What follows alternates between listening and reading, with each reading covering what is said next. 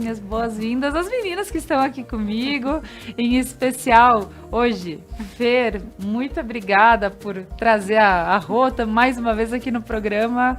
Rô também. Que especial, Fer, esse programa para hoje? Que tema? Verdade, que bom, né? Porque que bom que a Rô aceitou, conseguiu organizar a agenda para estar aqui, porque é o nosso grande desafio, né? Talvez uma das maiores dores do ser humano é a vida amorosa, né? Nós entendermos como funciona, porque é na nossa vida amorosa que nós começamos a formar nossa família. E se nós não estamos disponíveis e posicionados na nossa vida amorosa, nós ainda seguimos vigiando o casamento dos pais, né? E vamos carregando o casamento deles de uma forma, às vezes, negativa, para dentro da nossa própria casa. Então, que bom que o pessoal aí possa botar os pés no chão, respirar profundamente e, quem sabe, olhar a sua história de um outro lugar. Muito Obrigada bem. que aceitou, Rô.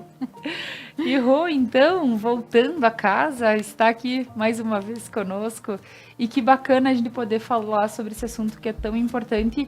E vendo os olhares de vocês aqui, que eu admiro as duas muito. Então, obrigada. Muito bom estar de volta, já estava com saudades. O bom filho a casa torna, né? Eu sou a Rosângela Matos, estou à frente da Descomplicando Relações e eu ajudo mulheres e casais de todo o Brasil que precisam de ajuda para olhar para a vida amorosa. Fer, muito obrigada pelo convite. É uma honra estar aqui contigo, trocando nesse momento, porque a vida amorosa realmente é um ponto bem delicado na vida de uma pessoa, seja homem, seja mulher. São olhares diferentes e muitas vezes as mulheres até acham que os homens não sofrem nessa área, mas sofrem sim.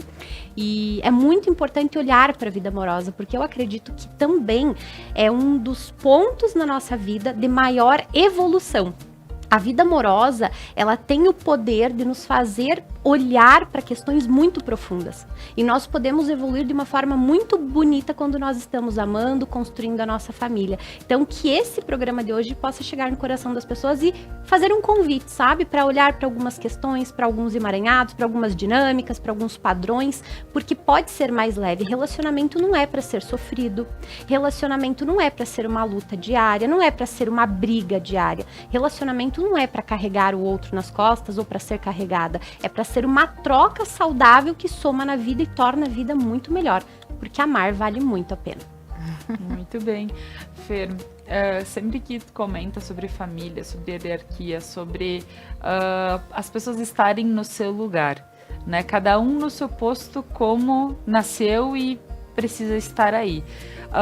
Nós começamos a ver pessoas descompensando, talvez, a sua vida amorosa, que hoje é o tema específico, e óbvio que aí a gente vê para todas as outras questões da vida, né?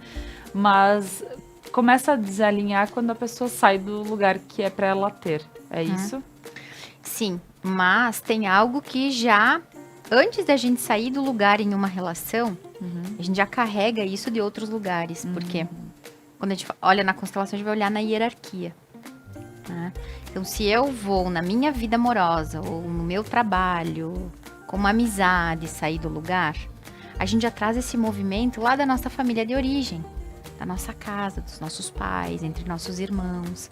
Né? Então, é como se isso fosse apenas uma consequência de algo que vem já da origem da vida, né? Algo lá de trás.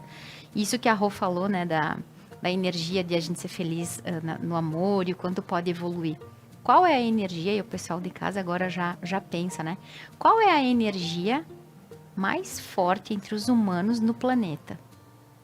Né? É a energia afetivo-sexual.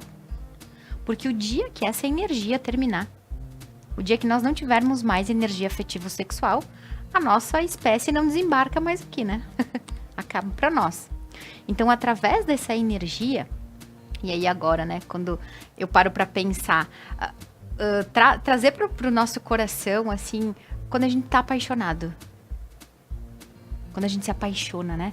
Ai, dá vontade de arrumar o cabelo, dá vontade de trocar de roupa. Daí a gente quer fazer uma coisa diferente, daí vai na academia, daí a gente já emagrece.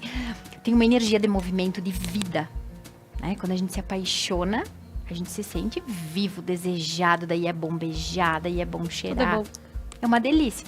Aí depois, quando a paixão vai passando, se nós não vamos, né, tendo noção que nós idealizamos alguém, nós temos um arquétipo interno de um príncipe, de uma princesa, né? E aí essa parte lúdica dentro de nós não percebe que aquele príncipe, se ele comer pão com alho, ele vai ter um hálito, né? Se a princesa não lavar o cabelo vai ficar oleoso, né? Então aí, quando essa paixão vai passando e a gente vai conseguindo ver a pessoa, a vida real, dá um choque.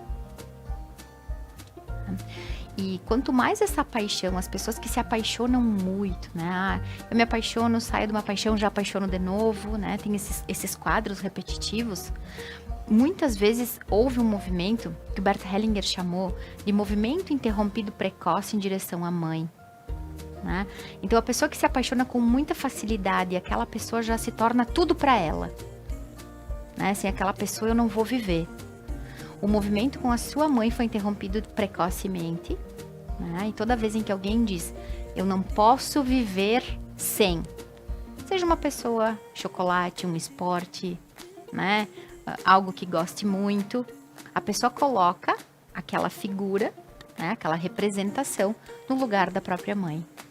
Porque a única forma de a gente não sobreviver aqui na Terra, e aí esses traumas podem ser intrauterinos, a única forma de a gente não sobreviver aqui na Terra é estando dentro da nossa mamãe, né? E por alguma razão a mamãe perder a sua vida, né? E aí a gente pode vir a falecer. Porque depois que a gente nasce, sim, né? Nós somos pequenos, precisamos de zelo e cuidado, mas depois que a gente desembarca, já é possível sobreviver. Qualquer pessoa vai poder me dar mamar. Qualquer pessoa vai poder trocar a minha fralda. Agora, antes desse nascimento, a gente carrega essas memórias muito profundas.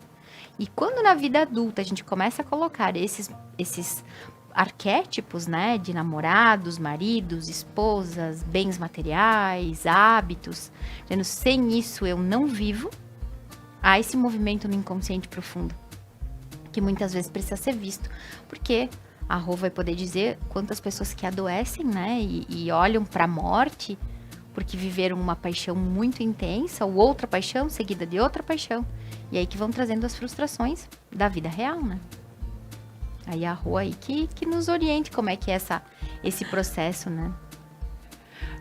Então, Rô, vamos aproveitar, porque eu fiquei até de boca aberta enquanto eu ouvi a Fer falando. Eu percebi que tu foi para algum lugar. Ela foi fazendo uma avaliação ali. Eu fiz todo o caminho, enquanto a Fer comentava, passei por todos os canais aí que ela disse, não, porque assim, não, realmente, faz pensar. E aí eu comecei a me colocar num outro lugar dentro dessa realidade. E aí eu comecei a ver às vezes, questões que eu digo, realmente, fala todos os programas, Fer, é celular isso? Está em mim?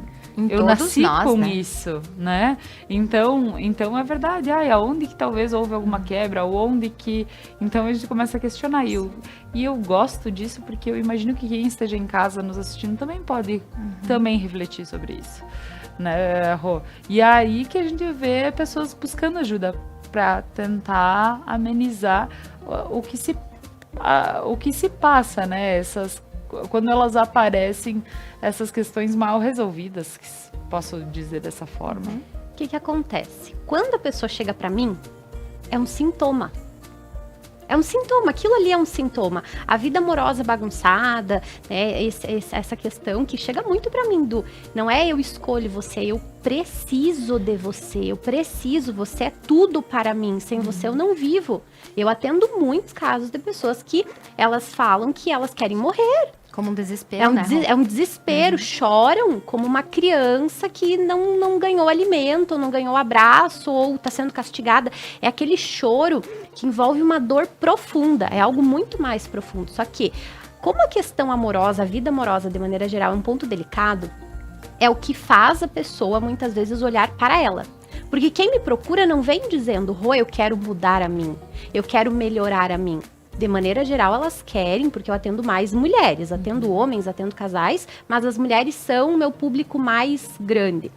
Elas chegam para melhorar a relação, mas elas querem, de maneira geral, mudar o outro.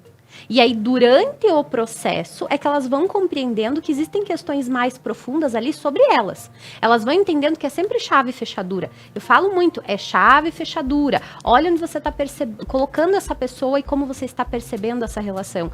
E, de maneira geral, as pessoas não conseguem compreender o que é um relacionamento da vida real. Esse relacionamento que a princesa tá com o cabelo oleoso, que o príncipe tem um chulé, tem um bafinho, solta pum. Não, é um amor idealizado. E, inicialmente, a relação, ela tem muito mais a ver com eu me relacionando com aquilo que eu estou projetando no outro.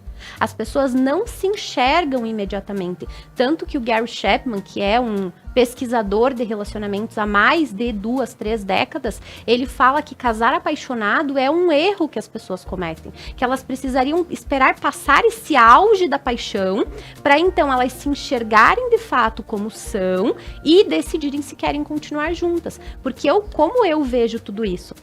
A paixão, ela facilita tudo, tudo é fácil, tudo é bom. Eu vou dar um jeito, nós vamos encontrar uma saída. E quando vai saindo dessa paixão para o amor, como se fosse uma ponte. Tem uma travessia para acontecer ali. Eu começo a me irritar com outra pessoa, eu começo a me incomodar e já não tem mais a parte orgânica. Acaba a parte orgânica, que é essa facilidade do amor. Então eu já tenho que servir. E aí quando entra a troca, quando entra o serviço, porque lá no início eu faço tudo e não quero nada. Eu só faço porque eu me alimento daquilo ali. Faço. E de maneira geral as mulheres fazem muito. Fazem, mas tá tudo bem, tá tudo lindo. Só que chega um momento que eu também quero receber. E aí eu não tô mais recebendo. E aí vai virando dívida emocional. E aí vai virando peso, aí vira cobrança, aí vira aquela coisa pesada e difícil que o relacionamento já não é mais tão gostoso.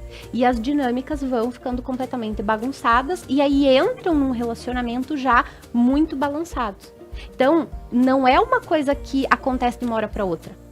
Vai mudando, porque as pessoas já vão começando muitas vezes os relacionamentos de maneira errada. E aí quando elas chegam pra mim, é um sintoma. Eu sempre digo, o que tu tá vivendo agora é sintoma. Vamos voltar lá atrás para entendermos como é que foi essa construção. Porque a pessoa chega e ela quer no primeiro atendimento falar só do casamento ou do namoro, desse problema atual. E eu falo, esse é um problema que tá acontecendo porque existem vários outros que não foram resolvidos. E muitas vezes quando eu questiono, como que foi teu primeiro laboratório de infância? Quais foram as tuas dores? O que você viveu que foi mais marcante? Vou questionando, a pessoa não entende muitas vezes. Mas por que ela tá me perguntando isso, né? Por que ela quer saber? Mas é porque tudo começou lá atrás. O que as pessoas estão vivendo agora é resultado da criança que elas foram, é resultado das dores que elas viveram. Nós somos adultas, mas nós e todas as outras pessoas enxergamos o mundo através da criança que um dia nós fomos. E se a gente não vai resolvendo essas questões internas, fica muito difícil viver o relacionamento de uma forma adulta, que é uma outra questão. Muitas pessoas vivem a relação como crianças. E não como pessoas adultas que entendem essa troca acontecendo e que estão dispostas a servir. E aí fica tudo bagunçado. É eu querendo salvar o outro, eu querendo que o outro me salve, eu querendo ser mãe, eu cobrando uma coisa que não cabe num casamento, eu não dando o que cabe num casamento, e aí vai virando uma bagunça, né, Fer? E é isso mesmo. E a gente olha pra pessoa, né, e quando eu digo a gente, nossa espécie. Porque quando a gente foi falando e a Laura foi, né, porque nós nos identificamos com isso, isso não nos separa, né? O que a nossa espécie vive é comum a todos. Só que cada um, claro, da sua forma, do seu jeito, da consciência que tem, das ferramentas que já conhece, ou do quanto já se conhece, consegue ter um jogo de cintura de dizer, não, isso é comigo. O que eu estou fazendo para projetar isso? Então, esse movimento de entender que sim, as crianças vão brincar, né? Adultos que vão namorar, né? E essa energia da sexualidade, imagina que nós vamos aos meados dos 4 anos, quando a gente começa a entrar na nossa fase fálica, ter a nossa concepção interna do que é a vida sexual, mas como uma criança, com a pureza de uma criança, né? E aí depois o adulto, e quantas memórias que nós todos carregamos, né, das primeiras experiências, né, do toque, do que a mamãe falava quando a gente se tocava, os adultos que estavam perto, nossos primeiros beijinhos num primo, no vizinho, na vizinha, né, na escola, assim como abusos que podem ter acontecido nessa fase.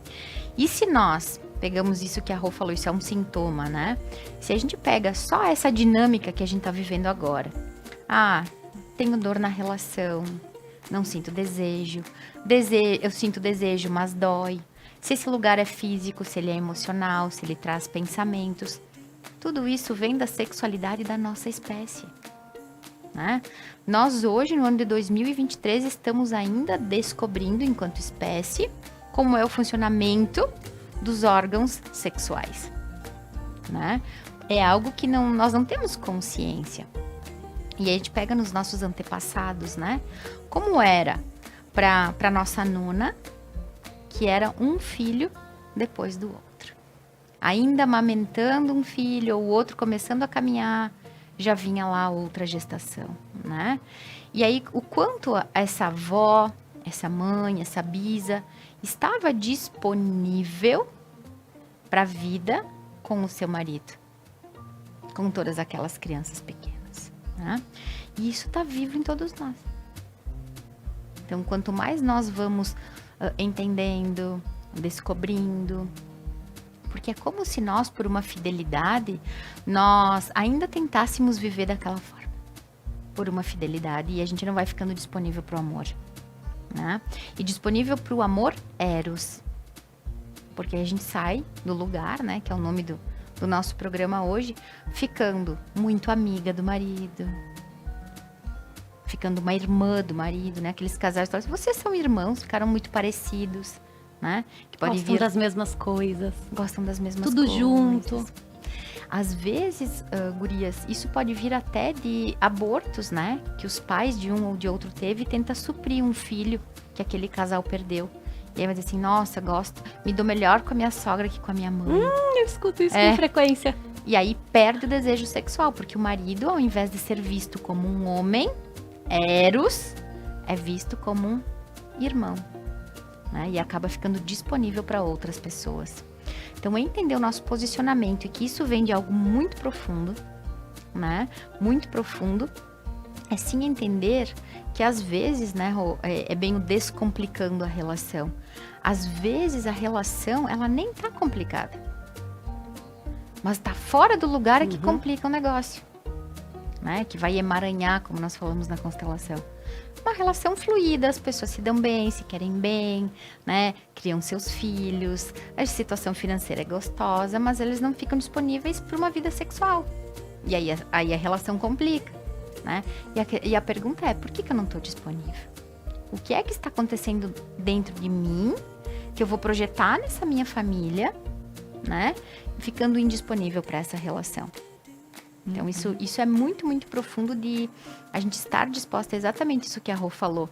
A nossa consciência pessoal, ela vai culpar o fora, né? Meu marido gasta todo o dinheiro, meu marido sai com outras mulheres, meu marido não me ajuda com a casa, né? Nossas narrativas, né? Mas por quê? Porque nós atraímos essa pessoa? Porque foi com essa pessoa que eu casei, né? O que tem ali que me chama e é um padrão do meu sistema, né? Que eu vou estar projetando tudo aquilo que deu certo e que deu errado atrás de mim, vai estar projetado nessa relação, né?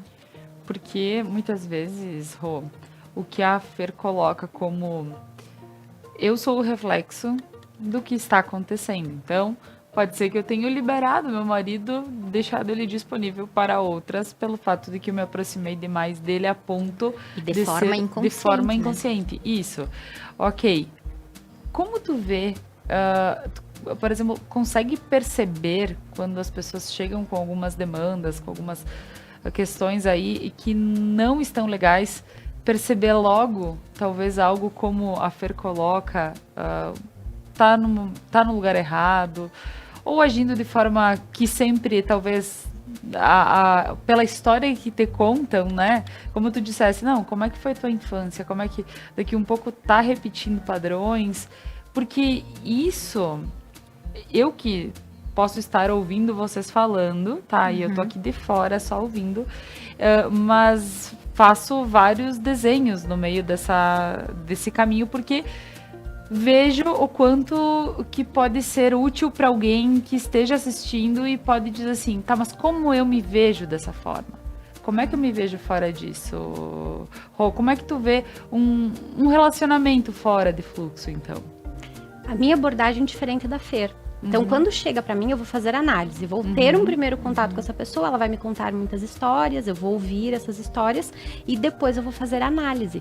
Então, a base do meu trabalho é análise comportamental e corporal. Então, quando eu entendo as feridas emocionais dessa pessoa, eu já conseguir desenrolar o que está acontecendo ali. Porque, por exemplo, uma menina, um menino, enfim, um indivíduo que tem uma ferida profunda de abandono. Com muita frequência, essa pessoa é uma salvadora. Não vou falar 100%, porque o sempre e o nunca, né, são sempre burros. Mas, com frequência, é uma pessoa que tá dando demais, é muito doadora, é uma pessoa muito carente, é uma pessoa que tá buscando a mãe na relação, dentro da minha visão de trabalho. Então, essa pessoa tá fazendo muito, é aquela pessoa que colocou no eu preciso de você. Eu não vivo sem você, a minha vida não funciona sem você. Então, de maneira geral, essa pessoa vai se colocar numa relação que ela é muito sugada, que ela precisa fazer demais, que ela precisa salvar o tempo todo. Só que ela, quando se vê numa situação de receber, ela não gosta, ela não quer.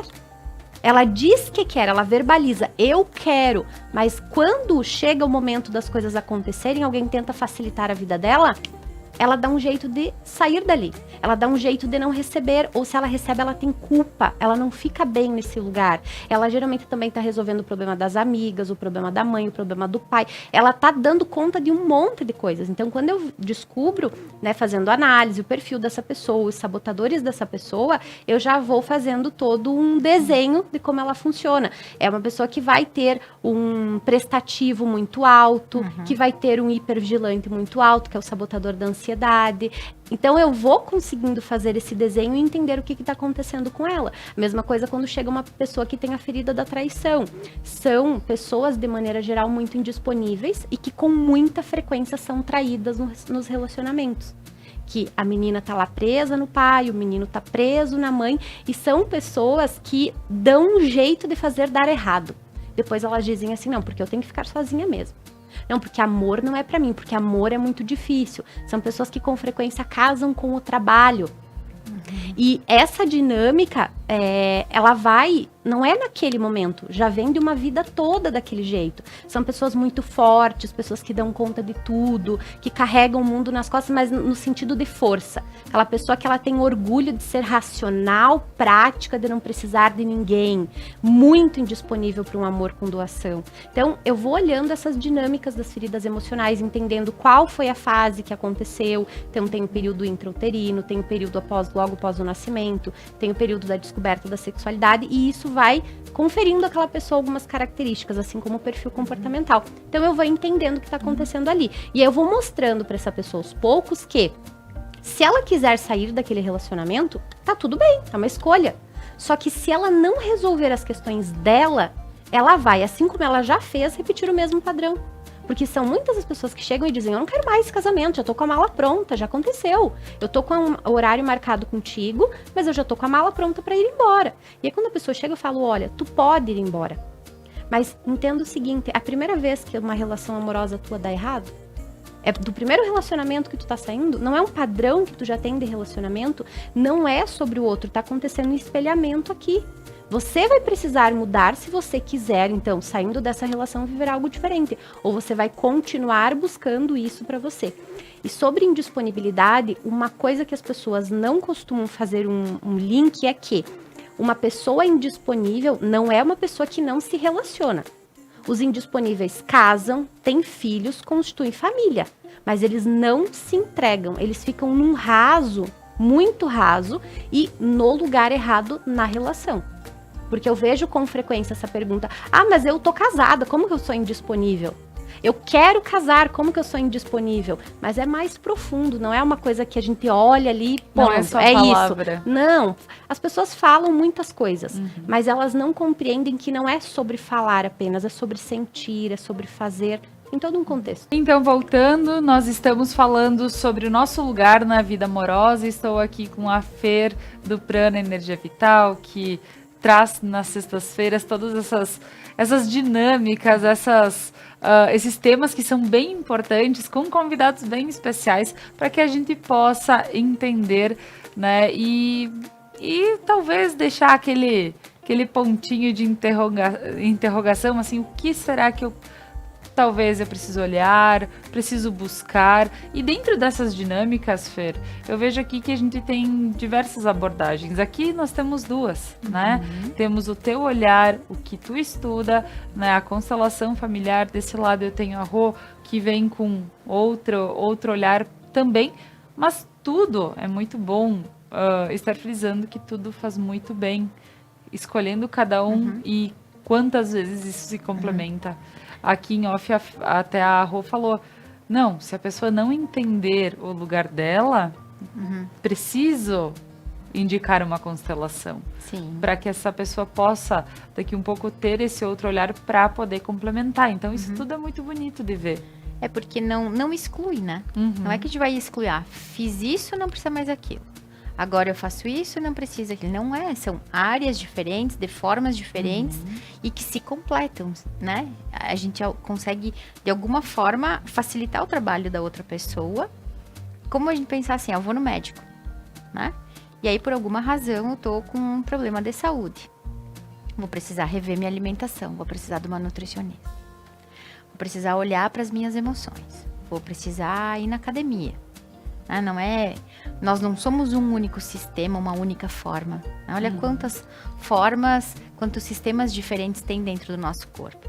Então, são formas diferentes de abordagem, mas que uma vai levando a outra e todas se ajudam num contexto. Né? E aí, quando a Rô falou sobre a triangulação, né? Esse movimento nós chamamos de o filho da mamãe, né? Ou a filhinha do papai. Quando a gente se posiciona nessa triangulação, porque começou ali, né? Nós vamos triangular com os nossos pais. Tomar dores da nossa mãe, né? A gente precisa ver, a gente olha lá e vê um como bandido, um como mocinho, né? E a gente fica fazendo tomando dores, tomando posicionamentos, ficando no meio dos dois. E assim nós seguimos. Se na nossa vida adulta nós não vamos procurar profissionais, né? Tem pessoas que vão expandir a consciência e ter muitas respostas em um livro, no líder religioso, na psicóloga, né? Na terapeuta, na constelação. Se nós não vamos buscando caminhos para viver melhor, né? Eu vou encontrar o caminho que fecha como verdade para mim. Buscar ajuda para viver, porque nós vamos triangular. Faz parte da experiência humana. Então, uns vão triangular com vício, com o trabalho, com as amizades, triangular com os filhos. E aí, né, eu disse, quanto tempo nós ainda temos? Porque aí se nós vamos começar a falar, tira o maridão da cama, bota o filho, né? Sai da cama onde dorme com a esposa e aí vai dormir com um filho. Então, são movimentos tão simples, mas que falam tanto sobre nós, né? E aí a Rô falou antes da indisponibilidade, né? Eu casei, mas sou indisponível. Como assim? Não tô entendendo. Quando nós começamos a perceber, e é esse mapeamento que a Rô disse, eu ouço, né? E aí vou ajudando a pessoa a perceber os seus sabotadores, né? As suas crenças. São essas narrativas que nós vamos contando, né? Nós criamos histórias. E gosto de compartilhar, não sei se eu já contei aqui em algum programa, por muito tempo eu contava uma história, né? Hoje ela é engraçada, já chorei muito por causa dessa história, né? Hoje já dá pra olhar com outros olhos, que o meu pai nunca tinha me dado colo, né? Então era a história que eu contava, que era o meu pai nunca tinha me dado colo. E aí quando eu comecei esse processo de autoconhecimento, e aí ver como, quando nós falamos na constelação que o amor é cego, né? O amor que enxerga e o amor que é cego. Nós não conseguimos ver. Nós não conseguimos ver. E aí, quando eu comecei esse processo, um belo dia eu fui lá em casa procurar uma fotografia. E aí, nas fotos, eu encontrei uma foto minha no colo do meu pai. E aí, aquela narrativa veio por terra. Comecei a chorar, aquele choro da alma, sabe? Que eu falei assim, cara, mentira. Olha a mentira que eu criei. Que o meu pai nunca tinha me dado colo. E tinha uma prova ali, né? Eu no colo do meu pai. E aí, tanto que na minha sala de atendimentos eu tenho uma foto, eu tenho um quadro, né, com essa foto. Pra eu me lembrar que nós todos, enquanto espécie, contamos histórias convenientes para aquilo que a gente quer defender. Né? E aí eu comecei a perceber dentro de mim quanto dizer que o meu pai tinha sido atencioso comigo. Né? Eu comecei a acessar memórias do meu pai me levar para passear, do meu pai me botar no colo para dirigir, que eu não tinha, eu tinha bloqueado por um amor à minha mãe, para dizer que realmente ele não tinha sido bom. E a nossa relação amorosa e essa montagem, né, que nós estamos procurando fazer nesse programa hoje, é de a gente começar a perceber que por amor à nossa mãe, nós tomamos dores em relação ao marido dela e não ao nosso pai. Com o nosso pai tá tudo check, né? Ele nos deu a vida, ele estava ali, é através do pai que nós vamos conhecer os perigos do mundo, é através do pai que eu vou ter a ausência, né? A mãe é a presença, o pai é a ausência, o yin e o yang. Só que nós começamos a carregar dores do marido da nossa mãe, do pretendente da nossa mãe, né? Do homem, que foi o homem para nossa mãe, da forma que eles se relacionaram. E não acessar o amor puro, né? O amor do meu portal, desse pai que mora em mim. Então, essas narrativas nos ajudam, sim, a encontrar as nossas histórias contadas, né? Que história eu conto da minha história? E aí, através dessas narrativas, as máscaras vão caindo. É como se os meus olhos começassem a se abrir. E aí, o que a Rô falou? Se a pessoa não estiver pronta, pronta pra quê? Pra não ter razão. Eu preciso estar pronta. Assim, ó, devo estar contando uma história estranha, devo estar... O que será que eu não vi da minha história ainda? Porque pensa assim, gurias, hoje eu tô aqui com 44 anos, tá? Sei que tá na internet esse programa 2023, tá? Vocês verem, estão vendo daqui um tempo, né? Talvez eu esteja com mais idade. Mas desses 44 anos, então são 365 dias para cada ano. Para cada dia, são 24 horas. Nós temos memórias de milésimos de segundo. E aquela memória de milésimos de segundo é uma verdade absoluta. E se não for só isso, se for só um pedacinho, um dia, uma memória, e eu torno aquilo, que a Rô acabou de falar do sempre e do nunca, né? E a minha narrativa era, né? Meu pai nunca, olha o peso disso, né? E olha que nunca é um monte de tempo. E aí é como se a minha mente bloqueasse aquilo, parasse de ver, eu fico cega mediante isso, e não consigo mais ver a realidade tal qual ela é. E quando eu começo a distorcer a realidade, eu começo a distorcer o meu lugar. Porque se eu acho que posso salvar o outro, se eu vejo que meu papai nunca me deu colo, que ele não era um bom marido para minha mãe, que eu começo a distorcer a realidade. Mas é que é muito chato quando a gente não tem razão. É muito Precisa ruim. entender Uma isso. droga. E essa distorção do nosso lugar traz as distorções das necessidades. E a Brené Brown chama de conspirações mentais. E esse é um inimigo invisível dos casamentos. As conspirações mentais, as historinhas que nós vamos contando.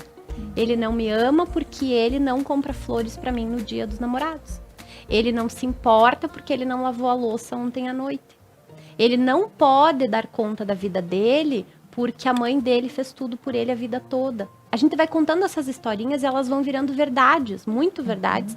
E a gente vai se baseando nelas para justificar os nossos próprios comportamentos. Porque é sempre mais fácil e gostoso apontar para o outro. É sempre mais fácil dizer que o outro é o problema. E tem pessoas, inclusive, eu não sei com a Fernanda, mas no meu trabalho, eu já tive casos de pessoas que olharam para mim e falaram assim: eu não quero ser o problema. Eu não quero. Eu não quero mudar. Eu não quero. E ponto.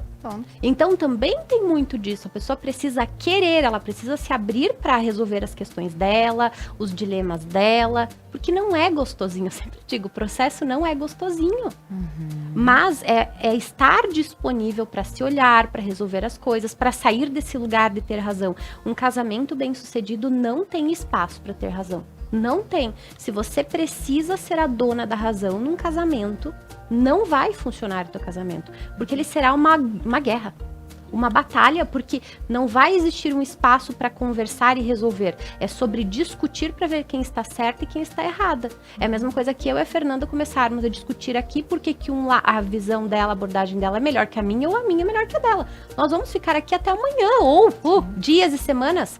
Mas não é esse o ponto. O ponto é em que parte que isso aqui complementa. Em que parte que isso aqui se ajuda. E aí tá tudo lindo. No casamento essa é a sua visão, essa é a minha visão. Como que nós resolvemos daqui para frente? Só que no dia a dia eu entendo, tem o fator estresse, o fator ego, o fator dores. E aí tudo isso entra e aí vira uma discussão, vira uma batalha. E aí quem está fora do lugar permanece fora do lugar se não estiver disposto a olhar para tudo isso. Eu tenho um pouco de receio, às vezes, de fazer algum questionamento, porque pode ser que possa ferir alguma das abordagens. Então, vocês me desculpem. Não vai ferir. Né? Mas o lado é que, assim, ó, enquanto vocês falavam, e aí me veio várias questões, e aí uma delas é que as mulheres, eu vejo que mulheres têm mais iniciativa para procurar ajuda quando vem que algo não está de acordo. Eu não sei se isso tem algum fundamento, sim, mulher. E da mesma forma que eu vejo, por exemplo, assim, mesmo que os homens queiram casar, eles jogam no dia do casamento uma forca pros outros para pegarem, né? A mulher joga o buquê para ser a próxima a casar.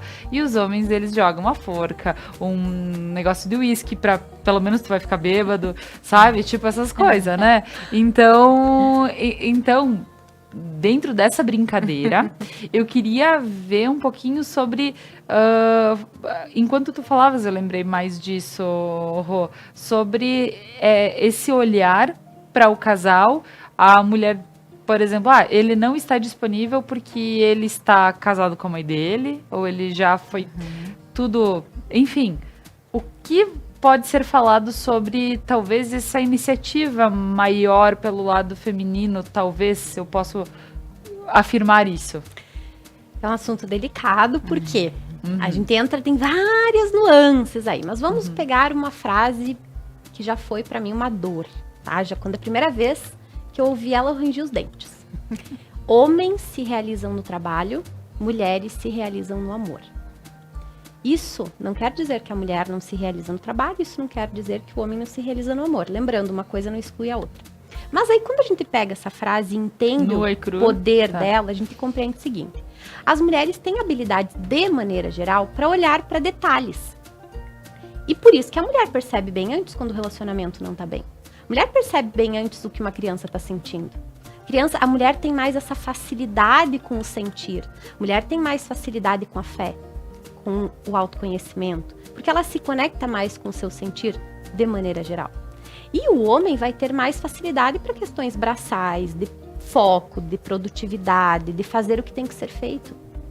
De maneira geral, é assim que funciona, se nós olharmos para as pessoas à nossa volta. Então, homens e mulheres têm habilidades diferentes. E por que a mulher busca mais? Não é por uma questão que os homens não se importam, é porque a mulher se importa mais.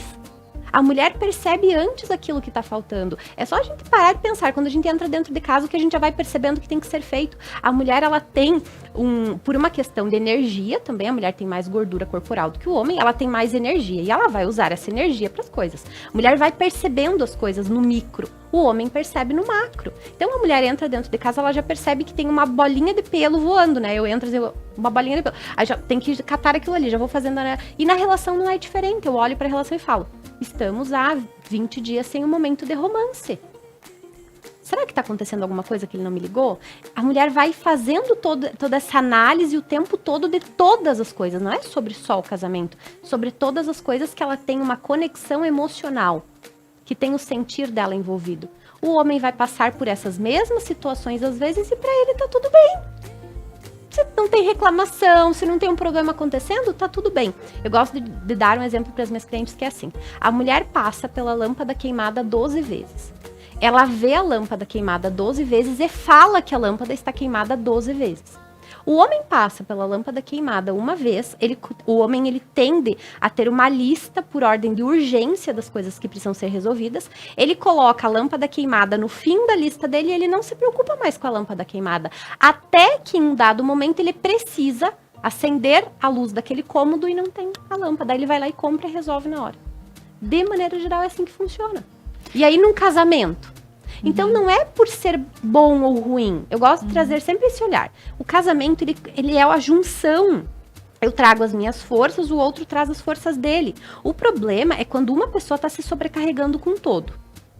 Então, eu, Rosângela, não vejo um problema quando eu, por exemplo, cuido mais de coisas da filha. Mas o outro trazendo uma outra parte para a relação. E aí, funciona. A gente valorizar o que o outro está fazendo também, que às vezes é diferente do que eu faço. A mulher, muitas vezes, vai movimentar mais a relação, porque ela precisa mais do romance do que o homem. O homem não precisa tanto do romance. E ele, em contrapartida, vai colaborar com coisas que são importantes para essa mulher. Então, por exemplo, se ela diz para ele, olha, amor, eu gostaria de um programa romântico. Aí ele vai, ele paga, ou ele faz a reserva, ele está ali com ela sem o celular. É a contrapartida. Só que na nossa ideia romântica, muitas vezes, nós queremos que o outro saiba, adivinhe, programe tudo e nos leve de surpresa. Isso não vai acontecer.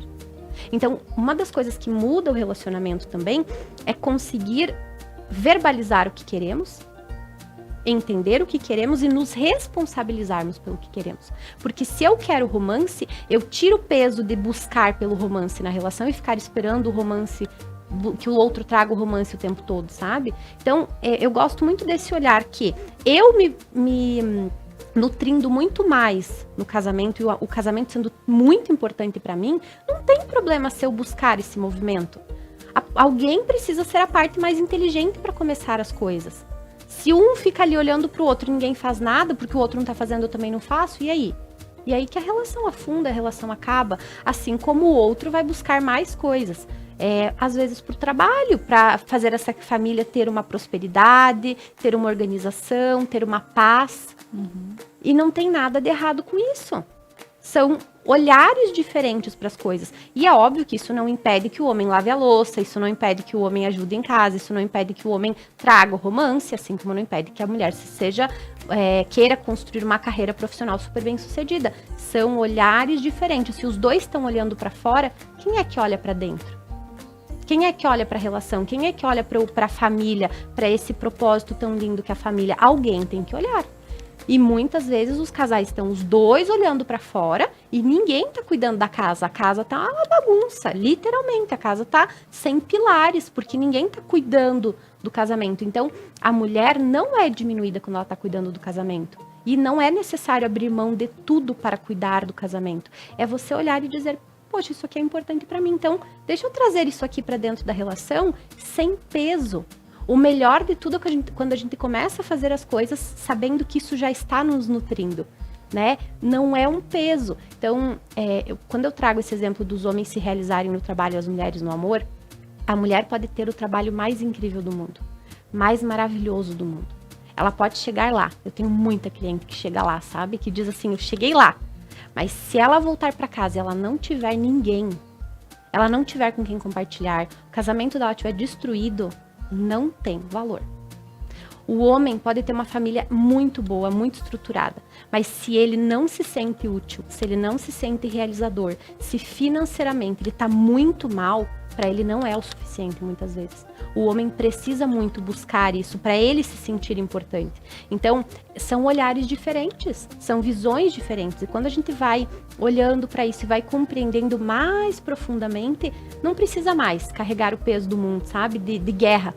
De guerra do sexo, eu não vou fazer porque é igualdade, a gente tem que fazer do mesmo jeito. Não, às vezes é sobre os dois fazerem, mas às vezes de maneiras diferentes. E agora, né, eu fiz esse questionamento já com julgamento, né? Porque daí eu lembrei da tal da lua, Fer. Né? Porque aí ele diz, não, mas a mulher, né, o yin, o yang, a lua, o sol, e assim vai. E aí a gente tá no ano de lua, e aí a mulher, ela é Cíclica. lua, né? É lua. E aí, pra quem não entendeu esse meu comentário, assista os outros programas. Né? Meninas, então a gente parou enquanto eu estava e brinquei com a lua, né, Fer? Porque a gente acaba. Eu fiz a pergunta e depois eu disse assim, cara, parece que eu não aprendo nos programas quando passa, quando fala, né? O que é a energia da mulher, qual é a energia do homem e que tudo isso está em nós, né? Mas é que ele acaba sendo um pouco mais forte na mulher, enfim.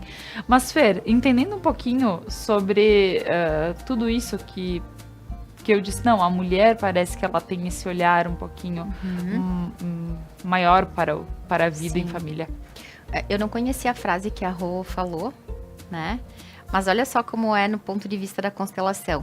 A mãe, né, é a casa. O pai é o mundo. De que forma a gente olha para isso? Porque é dentro da mãe que nós ganhamos um corpo. Então, o nosso corpo, ele se forma dentro do útero da mãe. A alma, a energia, né, espírito, nome que for verdade aí no coração, ele chega através do pai. Então, a gente pode pensar nos arquétipos, né, do pai céu, o invisível, né, o que não é palpável, a espiritualidade, o inconsciente, né, algo que a gente não enxerga, o pai. Por isso que o arquétipo, o pai é o ausente, né? Que é essa energia. E a mãe é a presença, porque é a mãe que materializa. Então, bens materiais, né? Dinheiro, corpo. Nosso primeiro e grande, maior bem material é o nosso corpo. Né? Então, tá ligado à mãe. Como essa energia chega através do pai, então a vida começa no pai, né, no pai céu e no nosso pai da matéria. A vida ela é nutrida através da mãe. E todos esses químicos que a mãe vai produzindo durante a nossa gestação, né, neurotransmissores, hormônios, todos esses químicos que as nossas emoções carregam, né, chegam através da mãe. Então o feminino traz a emoção, enquanto o masculino traz o foco. Muitas pessoas que vão procurar a constelação, me falta foco, falta pai, né? Sou muito parada, tenho dificuldade de me mover, né? Falta pai. Pai é movimento, pai é mundo, né? Tá muito parado na esfera da mãe, na esfera do feminino, porque nós somos a mistura dos dois. Então, sim, nós vamos nos realizar profissionalmente, né? Os homens vão querer ser amados, né? Sim, nós todos queremos as mesmas coisas. Nós somos da mesma espécie, né? E aí, tu falou sobre o homem que enforca. Geralmente é uma mulher brincadeira joga que flores. se faz. A mulher joga o buquê para saber qual é a próxima sortuda a casar. E os homens jogam... Por muitos anos jogaram uma forca, né, um laço de, né, uma corda, né, um laço, e jogaram para ver qual é o próximo a se enforcar, né? Que eu digo assim, nossa, eles fazem tudo isso, só que eles estão sempre querendo casar, né? É baita, né? E esse processo, claro, é cultural, né? Se nós vamos pegar outros povos, até que vivem próximos a nós, né, que vivem aqui em Nova Prata, em Veranópolis, povos ciganos, né, tem movimentos diferentes, dependendo da cultura, né, isso é bem interessante a gente perceber. A nossa colonização aqui é uma colonização de predominância europeia e indígena, então nós também temos esses ritos, e a nossa colonização europeia, principalmente a Itália, né, bastante imigrantes italianos, a Alemanha, nós temos essas nossas crenças judaico-cristãs, né? E isso reverbera no inconsciente coletivo. Então, nós vamos criando essas crenças. O que se percebe no campo da constelação a entender que quem dá lugar pro feminino, né, ou pro masculino, então quem vai dar lugar pro homem é a mulher. É a mulher que dá lugar pro homem, né? Porque o que acontece? Como é dentro da mulher que se ganha esse corpo, né? E aí, nós nascemos, nossos filhos nascemos, e o que a gente precisa para ser nutrido, para nossa vida ser nutrida, vai vir da mãe, né? No programa, e aí vale a pena a chamada para o programa da Azul, que nós falamos aqui, né? Que a ciência hoje prova que quando deita o bebê aqui, automaticamente o leite é produzido, né? Como se acionasse um gatilho no nosso cérebro. Então, essa mãe vai nos nutrir com o leite dela. E tudo que essa mãe vai sentindo como emoção, vai caindo no leite. Então, nós nascemos e sugamos a mãe, né? Foi um termo que tu disse antes, sugar. Nós sugamos a mãe. Nós tomamos as emoções da mãe. E levamos uma vida inteira para discernir o que é da mãe e o que é nosso. Então, esse processo de a gente entender que nós funcionamos de forma diferente, o feminino e o masculino, né? Nosso corpo funciona de formas diferentes. E aí a Rô falou, um vai colaborar com algo, né? E o outro com outra coisa, para que os opostos, equivalentes, se completem. Aí um outro termo que a Rô falou, um olha para cá, um olha para cá. Via de regra, se percebe num processo de divórcio, quando um casal não consegue mais ficar junto. É porque os dois não puderam olhar juntos para algo, né? Por uma grande dor. Por exemplo, um casal que sofre um aborto, né? Eles perdem um bebê. Às vezes a mulher vive o luto e o marido, por alguma razão, não consegue viver esse luto. E o casal se separa, né? Estão com um problema financeiro.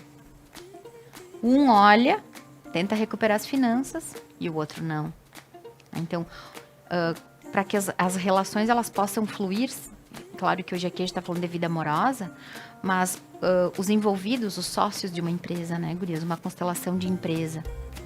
Aí um sócio está olhando para uma questão, um sócio olha para os funcionários, o outro sócio olha para os clientes, né? Mas os sócios não olham para a empresa. Então, sempre nos perguntarmos, né? Para onde eu estou olhando? Para onde o meu companheiro, a minha companheira olha? Porque aí juntos a gente pode olhar. A Rô disse, eu vou olhar para o meu lado, eu vou olhar para... Mas nós aqui, nós três, a Conecta, né? Representada aqui por ti, a forma da Rô, do trabalho, a minha forma de trabalho, nós todas olhamos para que esse programa seja entregue algo de fundamento para quem assiste e para quem assiste possa acessar um lugar melhor de viver. Então, nós três olhamos para algo maior, né? Agora, se cada uma olhar, eu vou olhar para a lâmpada, daí uma olha para lá, de que forma fica? E aí vai de novo o termo do amor cego, né? Para onde eu tô olhando, que eu não tô olhando para isso. Que aí já interfere no meu lugar também. Diretamente, porque eu não posso ver, né? Por um amor cego, eu vou dizer que casamento é ruim, mas ainda assim vou me casar, né? Sabe como é que é casamento, né? Mas tu sabe como é que é depois dos 40, né? Uma crença, né? E aí a gente vai criando a narrativa, que depois disso não é mais possível. E começa a generalizar. Porque quantas pessoas com mais de 40 anos têm uma saúde maravilhosa e correm? Né? Então, que lugar eu ocupo? O que se manifesta através de mim? Né? O que eu tô tomando que não é meu? É um convite a essa percepção.